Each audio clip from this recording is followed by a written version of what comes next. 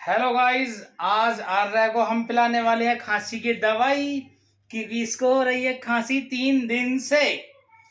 देखते हैं कैसा रिएक्शन करती है। दवाई कहाँ गई इसकी? वो दवाई निकल गई सारी। ओहो, ओ बाबू, तो दवाई निकल गई सारी इसमें। चल अब पीना स्टार्ट कर दे तू। यार तेरा, ये लो बाबू, आओ देखो इसका फेस का रिएक्शन कैसा करता है ये।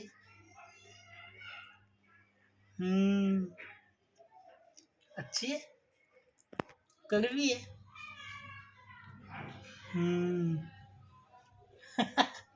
पीले पीले पीले पीले। हाँ, बाहर नहीं, बाहर नहीं, बाहर नहीं, निकाल आकर। मुंह दबा लिया इसने तो।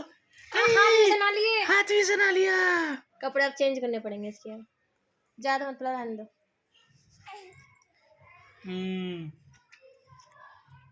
बहुत जल्दी से हाथ शांति तू। हाँ, ना ना ना, हाथ अलग, हाथ अलग। मुंह पोछ इसका, पहले मुंह पोछो। ओ, अच्छी है।